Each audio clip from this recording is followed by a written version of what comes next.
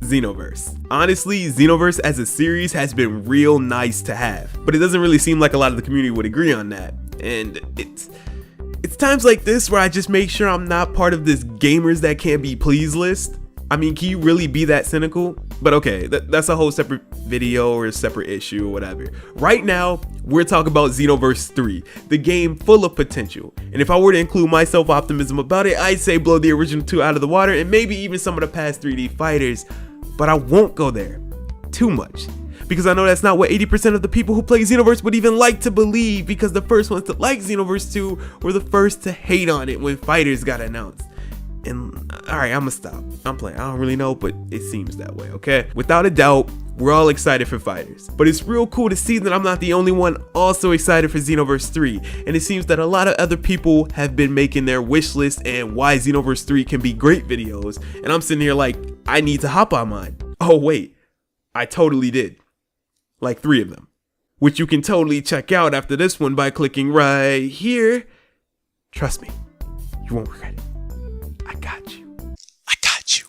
Okay, so back to the point at hand. You're probably wondering why I have this optimism. Well, simple. I already liked the first 2. Xenoverse 2 was a sequel done well.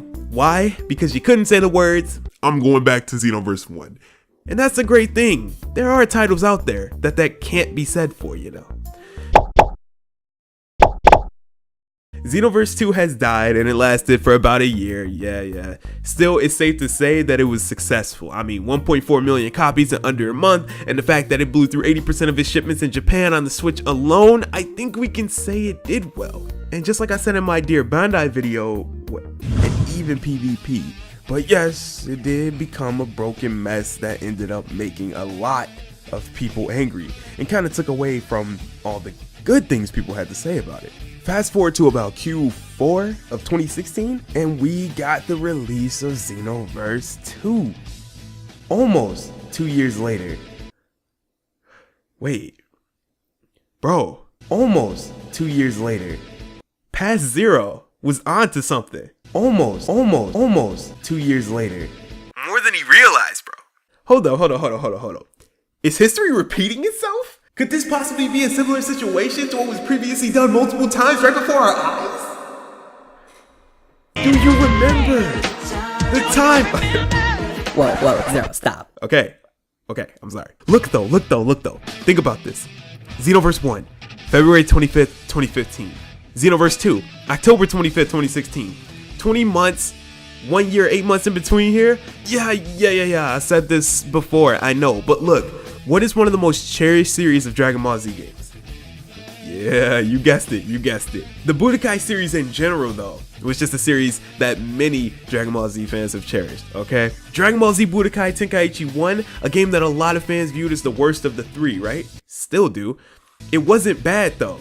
It was the first that brought this new idea of 3D fighting in a DBZ style, and it came out October 18th of 2005.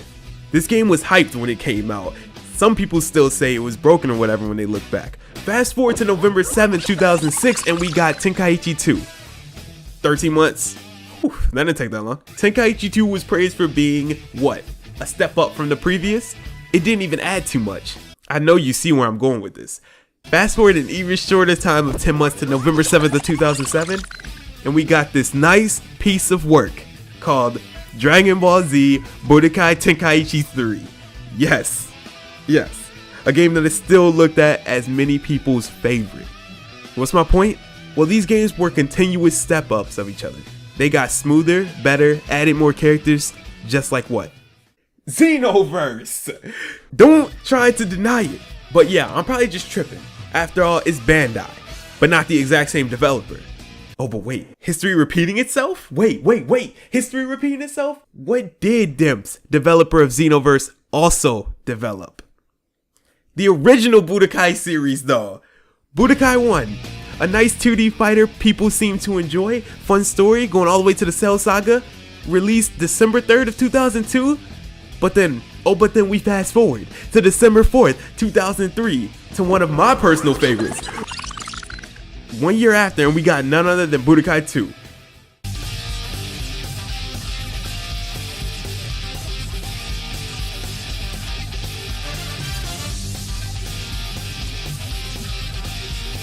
Okay, no lie, I'm kind of biased because I just had too much fun on this game, just like Xenoverse. But there seemed to be a solid portion of people who really didn't like the new story mode elements they added, which I thought were very original and fun and gave you multiple ways to play through the story. Like for real, I mean, it was like playing Mario Party 4 and DBZ combined. Who would not find that pretty fun?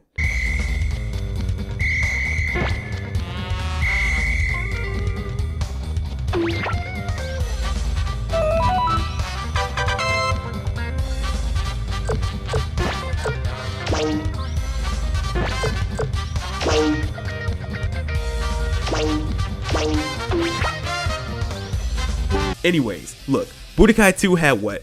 More characters, further progressing story, going to the Buu saga. You are Goku, are you not? How do you know who I am? I have heard stories about you. I have always wanted to fight you. But the thing that was mentioned on Budokai 2 was that it had some of the same choppiness in its engine. At least that's what some people who were playing the game were saying. Man, it's so annoying talking about other people's hate on a game. Like, it's not that serious. I need to stop doing this or just ignore it. I don't really know. Anyways, in my opinion, if it matters at all, Budokai 2 was definitely better than the previous. I mean, the only thing Budokai 1 had over 2 was Krillin's grab noise.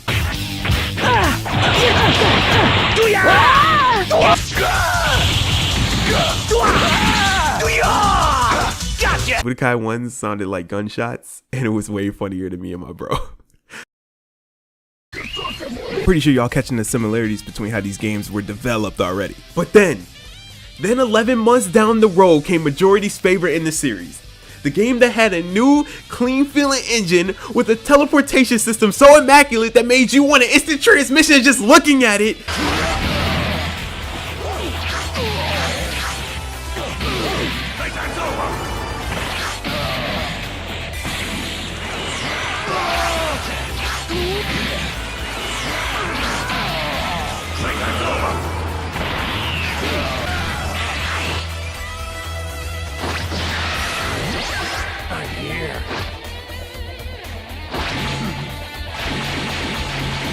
However, I can't speak too much because I was a broke kid, obviously. I had no cash, no dollars. But without a doubt, I'll say Budokai 3 was the best in the series. And you know I was playing it every chance I got.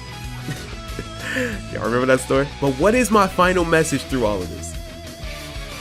Dimps, don't mess up. No, my final message is more or less, Dimps, you got this. You could do this. If you're much younger and didn't play some of these titles, don't feel left out or nothing, okay? I only brought these up because so many people seem to hate on Xenoverse for no reason and think the next will be tragic or something like that. Xenoverse 3, they're thinking it'd be like, it's gonna be horrible. And they always seem to insinuate something about the older titles being better or whatever. At least it seems, okay? Look, all of them were fun. At least the ones I played. I'm not gonna sit here and act like, oh, if you didn't play Budokai, you missed out on childhood or nothing. Like, nah. Younger people today, and I'm talking like younger than me, got to put themselves in the Dragon Ball world. Like that, what's the brag about the older titles? Anyway, they were all fun. The point of this video was to show broadly the fact that every DBZ game that had a series got better. Why? Because you learn.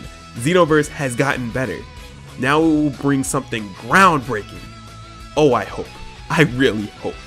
But when you look back at the past DBZ games, even the ones Dimps developed, as they progressed, that third title that was always brought in a series was seriously groundbreaking. It was just the best one, and the one that always people would look back at as yo,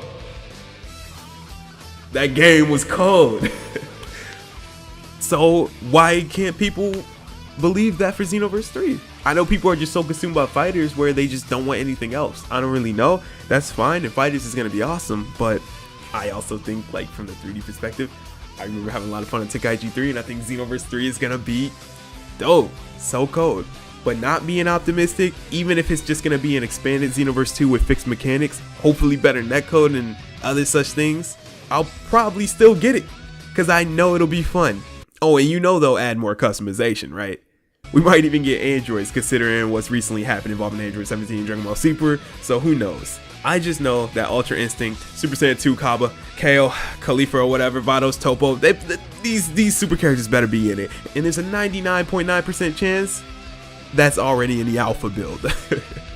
Don't mess this up, Dimps. Anyways, I hope you enjoyed. Maybe next week we can talk about the roster or something like that. But basically, overall, like I said a bunch of times, every series of Dragon Ball Z that we can look back on, that third game was very impactful. Also, even if the third one doesn't end up being that great, I still have hope for probably the future, because then you look at games, the other games after such titles that we got, like Infinite World, which was like the spiritual successor to Budokai and whatnot, and that ended up being great. So you never really know what way this can go.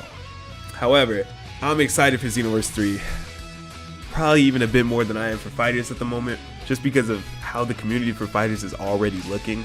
Like people just annoy me with Fighters. That's all it is. Like, I don't know, dude. I don't know. It's just, I talk to people when I've just been around. It's just people who, anyways, I hope that y'all liked. Okay, I just want to make a quick video on Xenoverse, but I also wanted this to be nice and where we can talk about something. And I guess, I mean, not in sense prove a point, because every series is different in itself, but hey, who knows? Xenoverse 3 is going to be nice. That's all I'm saying. Okay, I'm going to wrap this up. It's been Kid Zero. I'm going to catch you on that flip. Faye, do well.